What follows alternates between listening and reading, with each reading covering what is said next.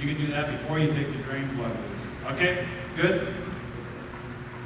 The new Kloss Pro heads have how many time bars? 5. Good. How's California? What's different about the Pro time bars? Good, good. Everybody get that? 5 time bars. The old ones only have 4, and the new ones have replaceable ends.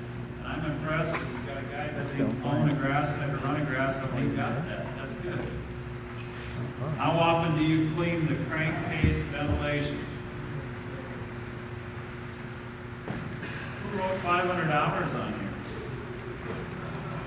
here? Okay, good. This wasn't my answer. It says answer sheet and says 500 hours on it, so I see some guys smiling back there. How many sharpening cycles before the stone needs to be readjusted or replaced? Depends. 2 or 3. 492 or 494. Yeah. Well, I put Good. 900. Everybody hear that? Everybody agree? 450 to adjust, 900 to replace. Is a 494 the same? Nope. What's a 494? One more setting. Okay, good. 2. No, that's a long stone is one more set. You can use a short stone at 494. Well, that's a trick question on Mark. See what we put up with at Skolt's equipment every day? Do you see what we put up with? Okay. Yeah.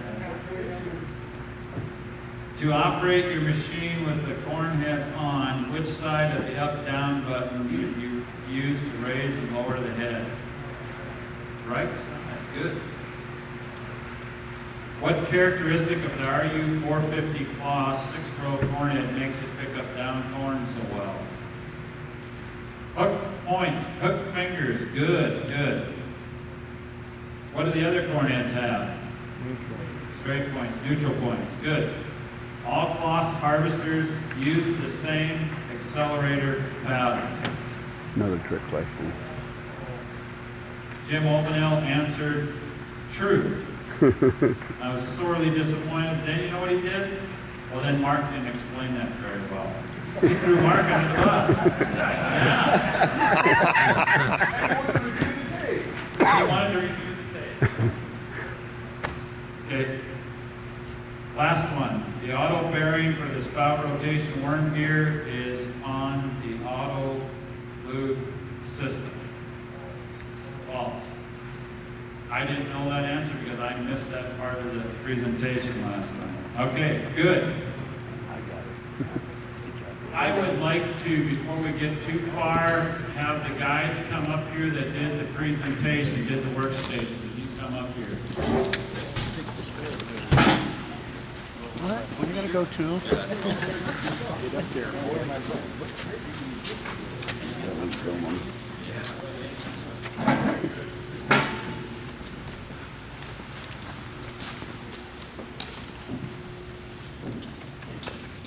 Just stand up here.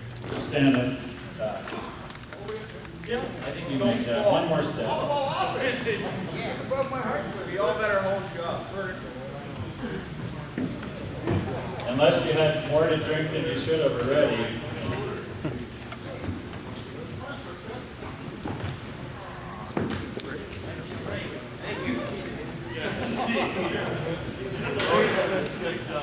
Okay, so I'm doing this on purpose because Woody isn't up there. You notice that? He isn't getting no. He chickened out on me and he isn't up there. But I do want to. Oh, this thing in here. Yeah, okay. Turn it up on the top.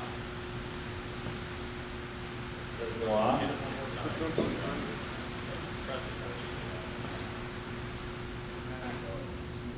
There we go. Okay. I don't think it's very difficult for guys in the shop to do this. You need to understand how totally out of their comfort zone they are leading a workstation. And now Bob does this a little more often than maybe my guys do, but I just think it's awesome, and I think they do a really good job for guys out of the shop that are not used to being in front of people. So I'd like to have you give them a round of applause.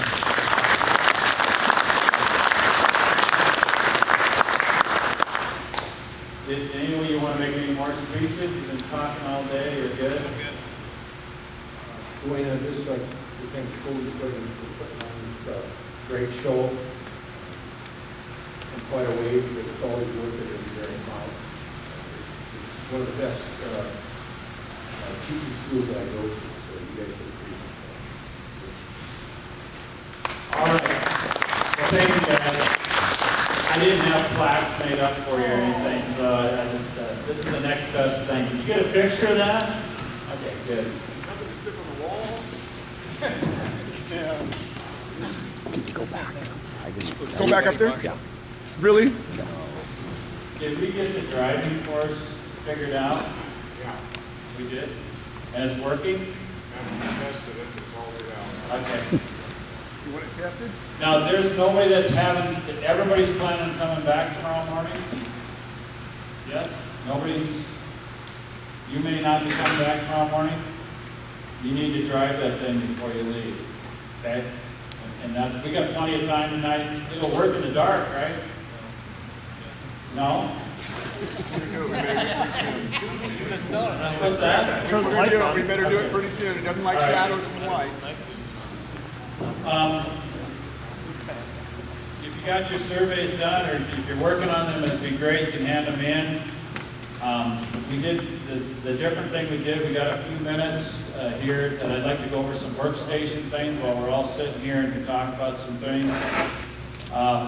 We had a lot of nice questions, a lot of good questions. Workstation number 2 is Butch's workstation. A couple of questions that came up that we want to make sure you understand the difference of, and what is the difference between a friction clutch and a kick-out clutch? I think you all recognize that came up. Does anybody still have a question on that? A kick-out clutch and a friction clutch? It's a pretty cool deal that Kloss has that I don't think sometimes they get enough credit for, but a kick-out clutch, it just kicks out. A friction clutch burns out. Okay, so then the other question was, how do you check the timing on RU hits?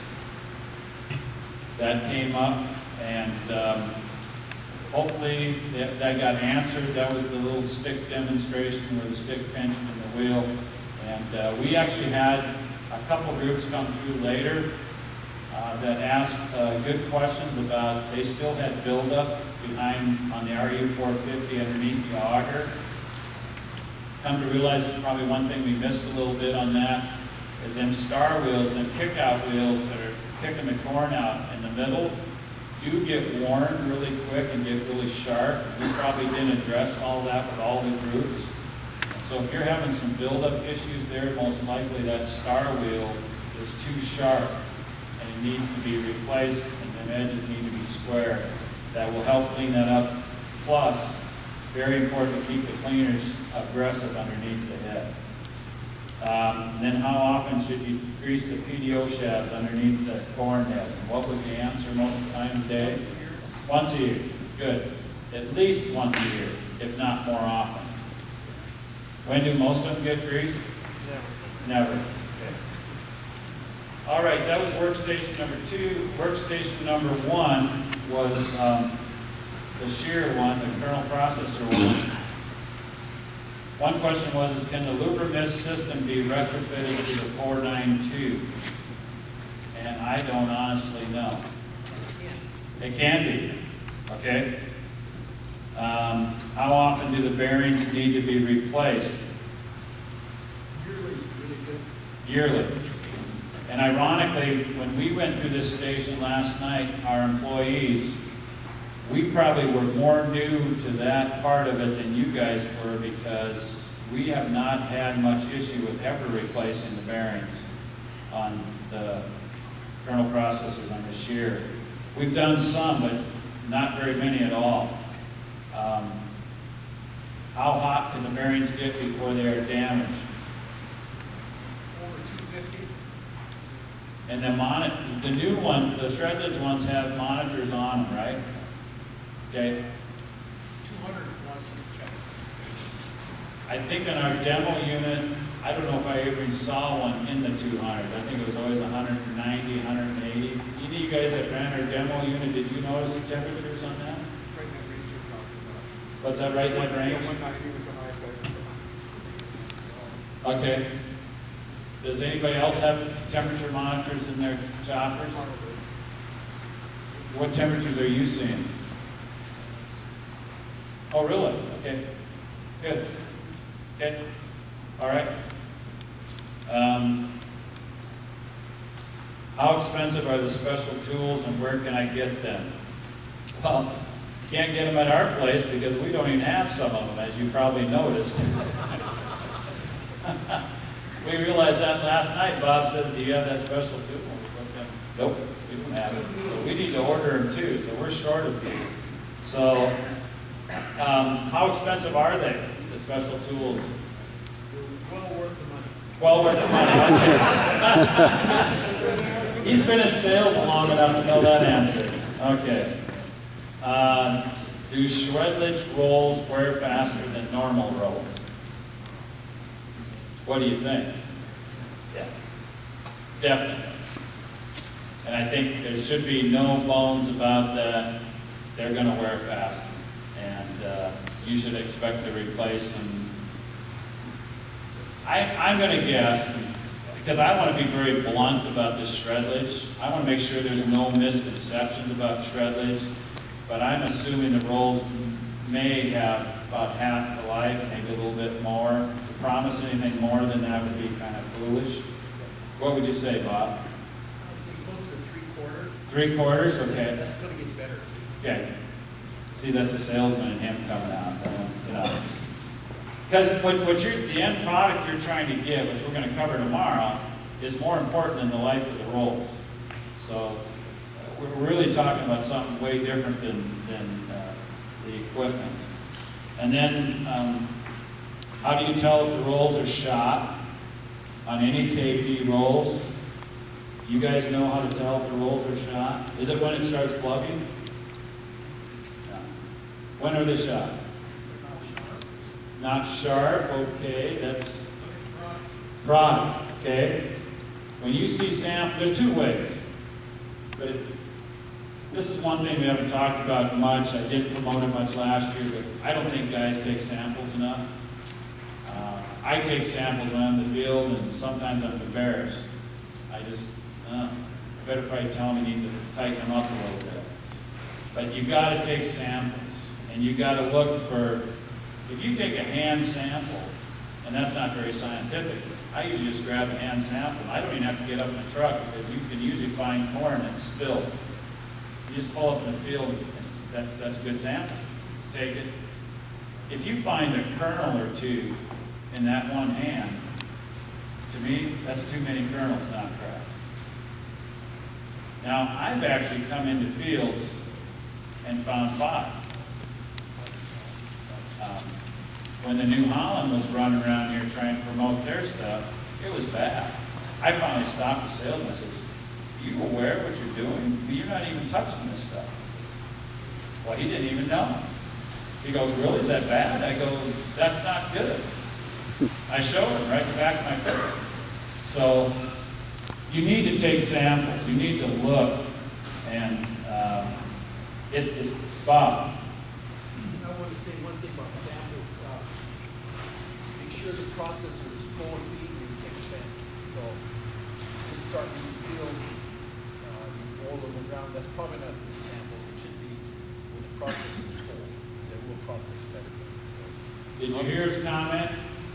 And he makes a point. You've got to be careful not to take the sample at the beginning of the field or at the end of a truck, because the guy may be slowing down. All processors will struggle with only a partial crop in it, okay? So make sure you take the sample under full load, and, you know, but typically I would grab samples in the middle of the field. I drive in the middle of the field and look for some stuff blowing off the truck or something like that. And you don't even have to be, I usually snuck my samples, so the guy didn't know what I was doing, so. But that's a very important point. Bob brings up a good point. The other way on the rolls, I can usually tell just by looking at them. from a distance. And I look at the roll when it's laying in the machine. And a lot of guys, the rolls still look sharp and look really good. This is the roll, and this is the whole length of the roll.